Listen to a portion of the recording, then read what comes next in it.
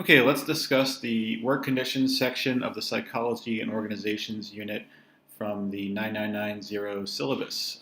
This unit is actually, in my mind, quite disjointed. It jumps from physiological conditions to psychological, back to physiological, then talks about temporal conditions like shift work, and then ends with how to improve safety at work. And it really doesn't have, these studies don't have much in common. So I'll try to make these videos separate and try to unpack them one by one. The first part deals with something known as the Hawthorne effect, also known as the Hawthorne study. The Hawthorne study is actually one of the most famous things we'll look at in all of psychology and organizations because it is famous enough to be known by people who have no interest or little interest in psychology. It's known by business managers everywhere in a very rudimentary way. Hawthorne effect simply means that people tend to work harder when they know they're being observed, or that if someone's being observed, it's going to affect the results of a study. And we've known this from our lessons in AS, where people might have certain demand characteristics if they know they're being observed. But in this case, it's particularly used to mean that workplace productivity increases as people are being looked at. Now, the irony here is that the Hawthorne effect may not be actually proven in the original Hawthorne study. So the namesake study doesn't actually seem to prove the phenomenon, yet it is still called the Hawthorne study. For many years in the last couple of decades, people have been going back and giving a retroactive look at it and saying, maybe there were too many variables in this study to actually warrant making a conclusion that is often made about the Hawthorne study. First of all, let me talk about what the Hawthorne study was. The Hawthorne electric plant, or it's also known as the Hawthorne Western Electric Plant, was in Cicero, Illinois, and most of the workers that were assembling parts for phones and electronics were female, working in sort of in a workhouse. It was an opportunity for several people interested in psychology to look at group dynamics at work, and a famous progenitor of organizational psychology is named Elton Mayo, and he believed that this was a good field study or field experiment that could be conducted if we looked at changing various conditions in the power plant to see how it affected productivity. So he began financing what is now famously called the Hawthorne experiments. They began in the 20s and they extended into the 30s. I don't know if you would call this longitudinal because the IV would change every so often, but the most famous IV was looking at how lighting could affect the productivity of the workers. Now, when I first came across this study decades ago, I did not realize that the women who were the experimental group were actually removed from the factory floor and put in their own setting. And that's going to have a large impact on the way we look at this study. And we'll talk about some of those factors later. And the participants were consulted that they were in the study. So again, the demand characteristics are not just about being observed, but being selected for the study. So the initial impression that people have of the Hawthorne studies is that regardless of how bright or dark the room got, the productivity would continually increase. So common sense would tell us that a group with higher illumination would work harder or get more done. But just the opposite was true. They kept decreasing and decreasing and decreasing the lighting and found that no matter how dark it got, the women tended to produce more. There was a point, however, where they got so dark that the women eventually started to vocalize their complaints. So this is the legacy of the Hawthorne effect. And perhaps one of the reasons it's lived so long is that it's a very simple idea, that the increase in productivity, regardless of the changing factors, was attributed to the researchers being present and the participants being observed. So in other words, watch what your workers are doing and they'll do more. So they concluded that worker motivation can simply be increased by increasing supervision. And this increase in productivity is known as the Hawthorne effect. So again, easy thing to understand. Let's make this more complicated. When we get to the Syllabus study, which is more of a retrospective meta-analysis, we see that Wickstrom and Bendix at the turn of the century decided to look more closely at some of the variables that may have affected the productivity besides the observer effect. All right, so as you read the article, you could find a myriad of factors that influence the study, but I'll save you some effort and we'll just jump to some of the quotes from the Wickstrom and Bendix article. There's a lot of text here, and I usually don't like to stick a lot of text on a slide, and I'm not sure if I'm going to go through all of these, but I'll just point out some of the highlights here. One thing that I find interesting is contextualizing the studies in the time period it's taking place. And remember, the studies extended from the 20s to the 30s. So you can see in the lower left-hand corner, another factor probably that affected the results was the economic depression beginning in October of 1929. So the threat of losing one's job may partly explain the increase in productivity. But that would only explain the increase in productivity for everyone, and therefore it doesn't really affect too much the difference between the experimental group and the control group on the main factory floor. So let's look at some other things here. It was reported that the conditions on the main factory floor were rougher and the supervisors were more strict or more bossy than those people who were in the experimental room. So maybe there was some sort of special treatment going on. So an example of that is in the upper right-hand corner, where these two researchers, Roethlisberger and Dixon, compiled the main report of the studies and suggested that the most important factor behind the continuous increase in output was the improved interpersonal relationships or personal relations between workers and management. Followed by the next quote bubble, where it says that there was an interest in creating a friendly relationship and atmosphere, a spirit of cooperation in this room. So already we're seeing this study fall apart, that all things were not being equal. The test room and the main factory floor had too many differences in attitude, in morale, maybe even in the participants themselves. People who are more likely willing to take part in a study might have certain common characteristics. So there might be some selection bias at play as well. Let's just do one more here. The one to the left. There were special privileges allowed them, the participants, and that was probably of great significance. So maybe they had more break time, or maybe they had better access to, comfortable settings and things of that nature. You could pause this and look at this in your own time if you'd like. You could see how there might have been an incentive pay system, or perhaps even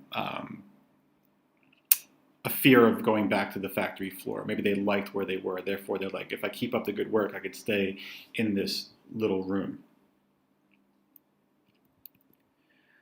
All right, so that's the Hawthorne study broken down in terms of why it might not be the most sound study to look at when we talk about the increase in worker productivity. Now we're going to jump very far away.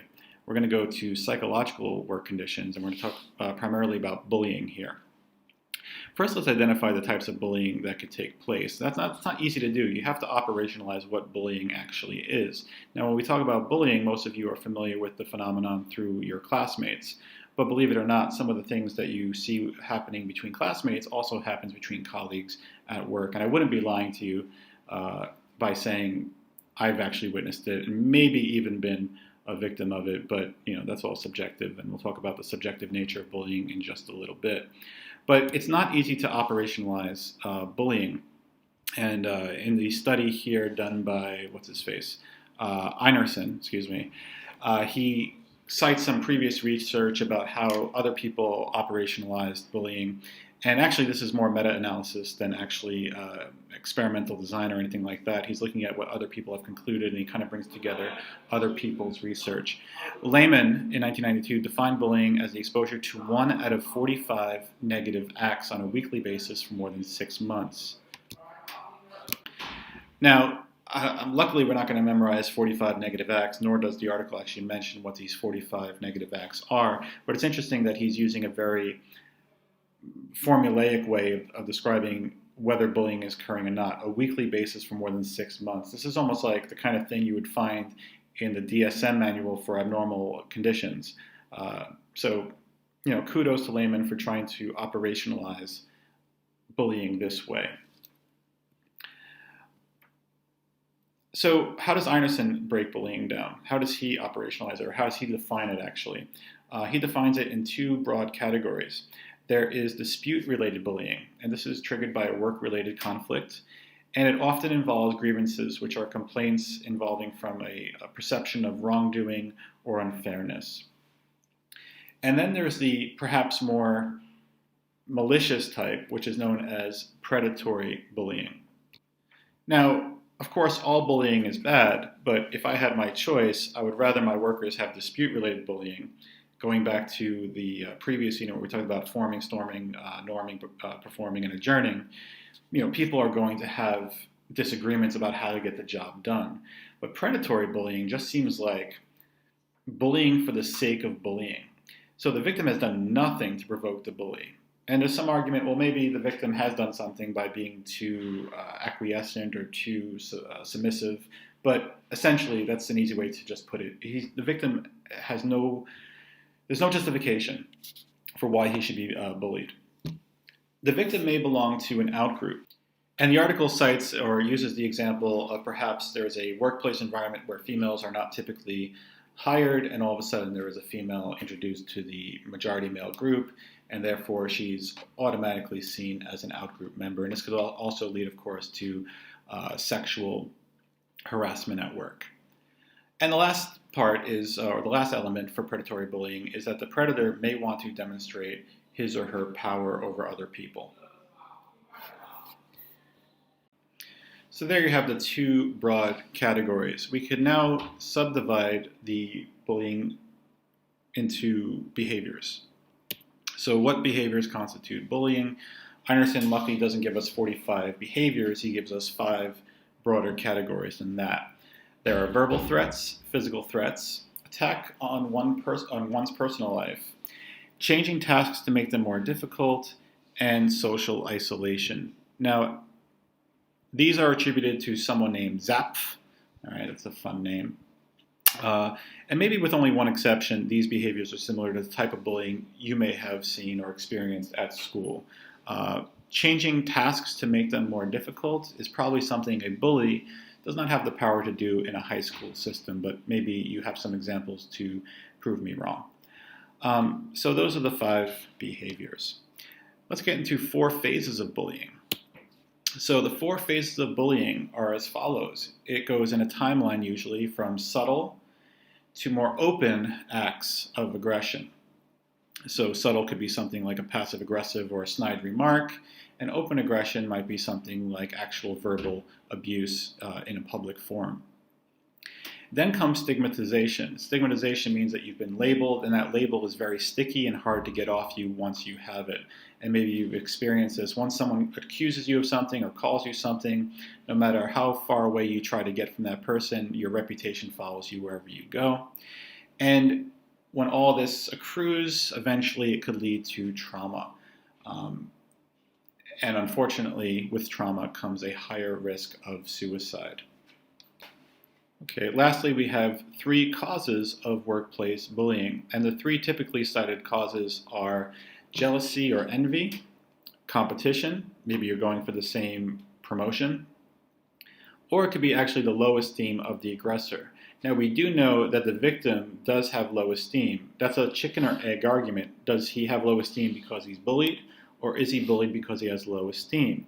But surprisingly, many people say that the bully himself or herself has low esteem as well, and that's why they want to assert their power over other people. So in a weird way, you're dealing with both the bully and the victim having a common trait, and that is low esteem. How they express that trait is very different.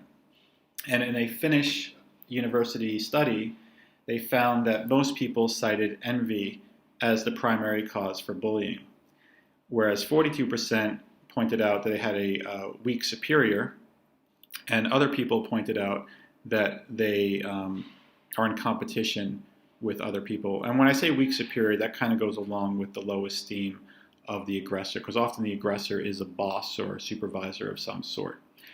This data is interesting, partly because I think envy being so high might be sort of a rationalization that makes people feel better about being bullied. I know in my experiences, sometimes if I've been the victim of a bully, someone will say, oh, well, that person's just jealous of you. I would like to believe that's true because that makes me feel better. I have attributes this person is jealous of, but I don't know if it's necessarily always the case. But for what it's worth, here is some data from Finnish University victims of bullying. So there was a lot just said, so let's review very simply. The one way you could help yourself remember this unit or subpart of the unit on bullying is to just remember 5, 4, 3, 2. Okay, you might want to ask yourself, what are there 5 of, what are there 4 of, what are there 3 of, and what are there 2 of? You might want to pause the recording and see if you could remember. But there were 5 behaviors cited by Zapf. There were 4 stages of victimization, 3 main causes cited, and those 2 big subcategories of bullying, those being dispute-related and predatory. If I were looking for something to evaluate, I might talk about what I just mentioned earlier about the chicken or egg phenomenon or argument that exists in regard to the victim having low self-esteem. Einerson points out that victims of harassment might have common characteristics. They might be oversensitive, they might be suspicious, or they might be angry. Also, other studies have shown that they have low esteem and anxious in social settings. And the personality of the victim may provoke the aggression. Where the trouble is this personality a consequence of bullying or is it an invitation to bullying? So which are the causes and which are the effects? So when you evaluate something, you don't always have to use the typical stuff that we usually use, things like reductionism, determinism, individual versus situational. You could also use anything that's open to interpretation. So this might be one point. Another thing we can talk about is the regional differences that exist in this article. As I said before, this is a meta-analysis article. It's not really research in terms of its own data. It's pooling data from different sources. And Einerson is from Scandinavia, so a lot of the research does come from the Scandinavian region, but he does cite other areas. So, for example, in this snippet from the study, 8,000 Norwegian employees who were polled are cited, 54% of whom were reported to be victims of bullying. But in Germany, Austrian, and English studies, between 70 and 80% are bullied by a superior. That's a heck of a big jump, and I have a little map here to show you some of the differences. I don't have Australia included there. So that jump, what does that do to? Is that due to perception, or is that due to cultural things or environmental determinants? So that's something that could be looked at. Also, we're not quite sure, at least I'm not quite sure, maybe you know better than I do, if the scales that were used or the self-report surveys that were used were similar or were they slightly different. Maybe they were in different languages, and that could always have an effect too. The translation could also have an effect. So just to do a little bit of test practice, if we were asked to describe what psychologists have discovered about bullying at work, I would talk a lot about the 5, 4, 3, 2 stuff that we mentioned earlier. Usually, when we do abnormal psychology descriptions, I like to break it down into 3-paragraph structure where I talk about what it is, what causes it, and how to solve it. That formula does not always apply to organizational psychology, but in this case, we could do the same thing. So definitions and types, predatory versus dispute, yada, yada, yada. Causes, here you can talk about the esteem of the bully or maybe envy and all that stuff. And then solutions, there's really not solutions given, but you could actually sort of reverse engineer some solutions based on what is being said in the article. Okay, evaluate what psychologists have discovered about bullying at work, including a discussion of usefulness. So let's say we actually had that as a question. As I always say with these questions, always do the named aspect to look at, or the named topic first. So I'm doing that because I want to make sure I absolutely have it in my response. If I don't have it, I cannot probably get more than half credit. So I might talk about usefulness first. Perhaps we could use it to make recommendations about how future research can be improved. So at the end of most research, people who write articles say what could be done in the future to make it better. And in the Einerson article, he mentioned that future research might want to take into account the differences that exist between organizations, because organizations have quite different philosophies. They have different organizational practices, or even different environmental conditions of the office space. What else could be improved? Maybe looking at the victims in terms of how much degree of harm they felt. So right now the word victim is sort of ubiquitous. It encompasses a whole slew of people, but there could be quite big differences between these victims. So one victim might just feel like his pride has been hurt, and another victim might feel like he can't come into work on Monday because he dreads his life.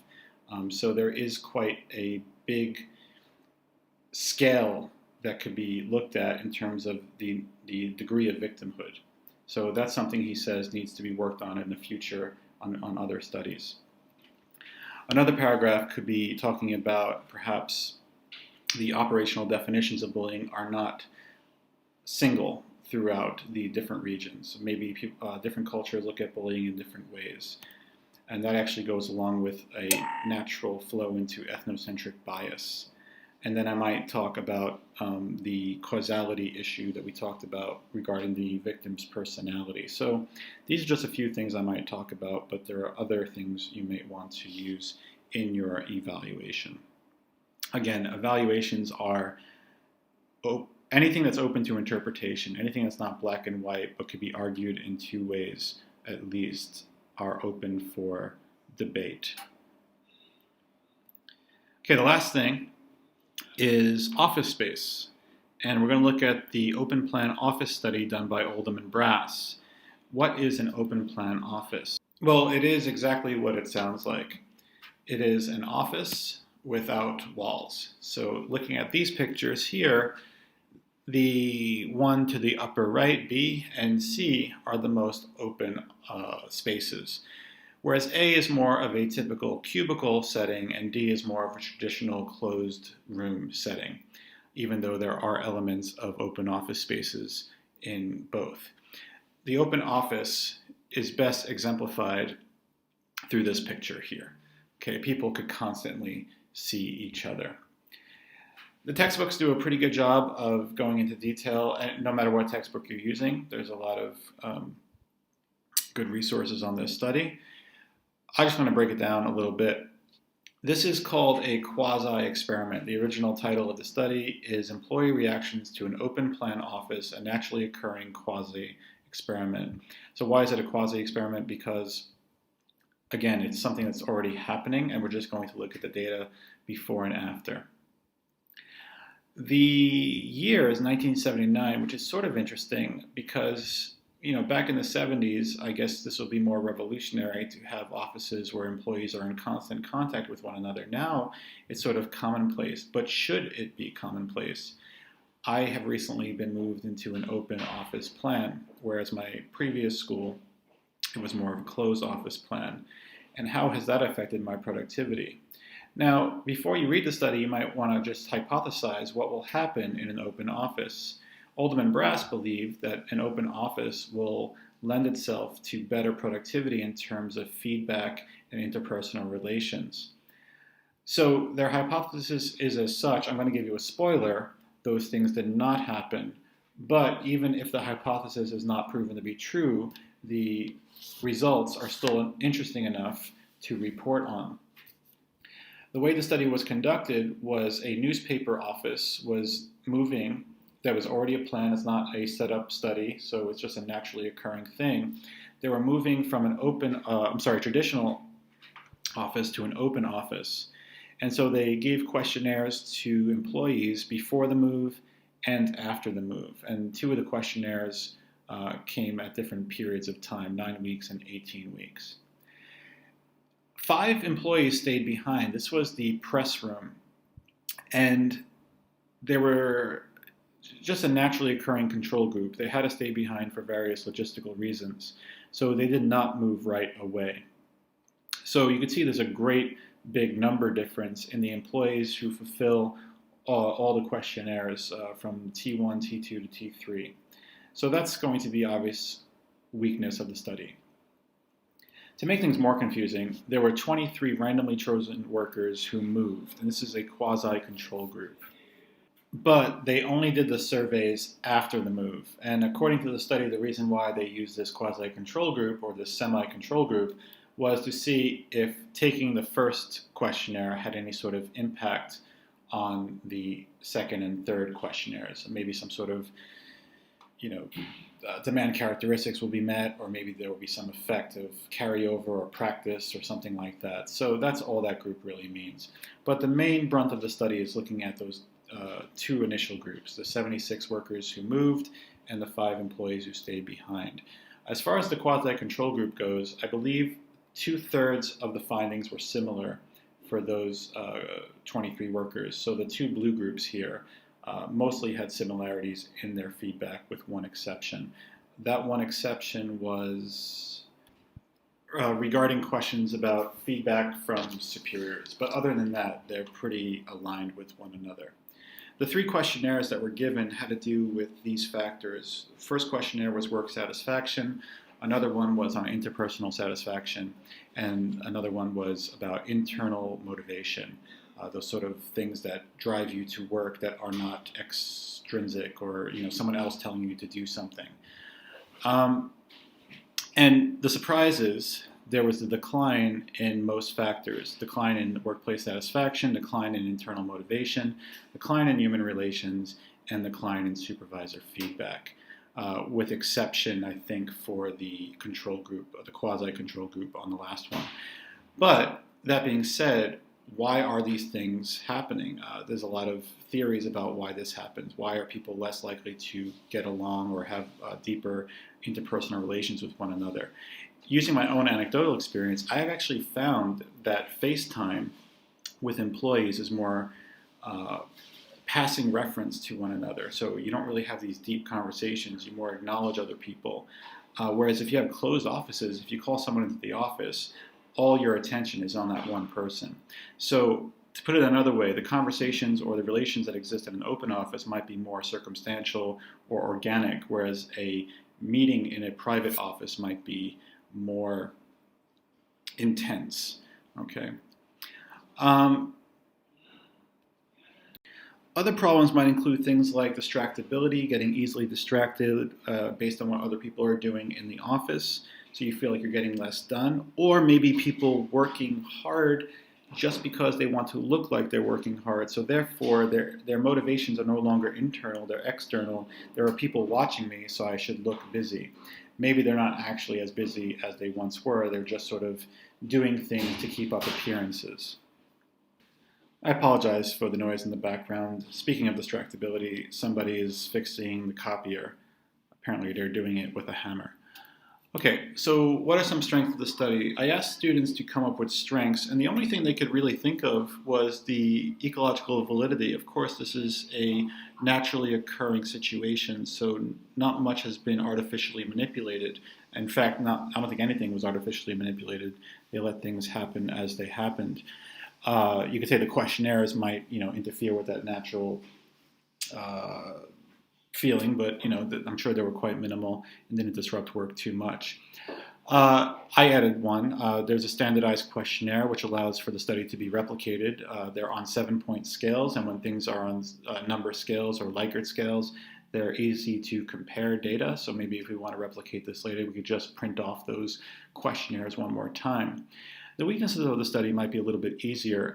The limited generalizability of the study is due to the fact that the control group was only 5 people.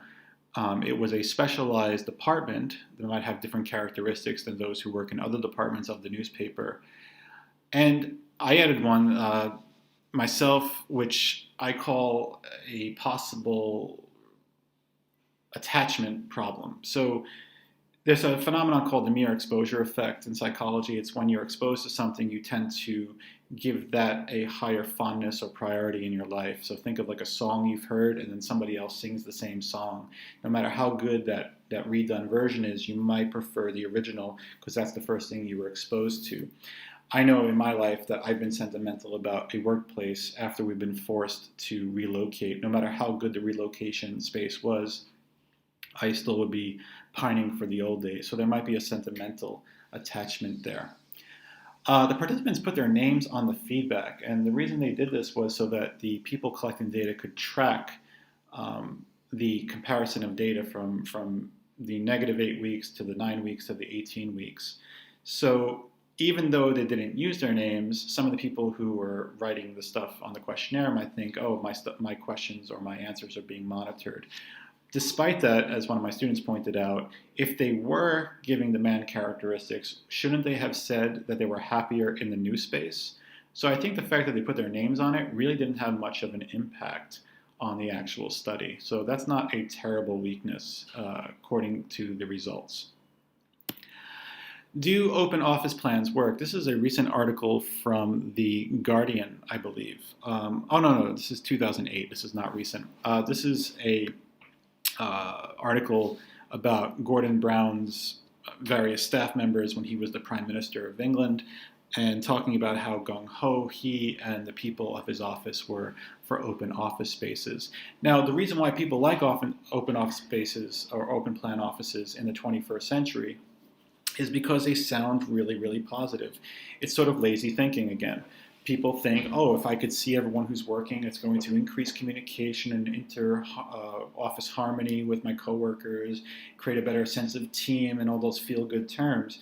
But the truth of the matter is, if you look at the more recent articles written about open plan design, it's making you less productive.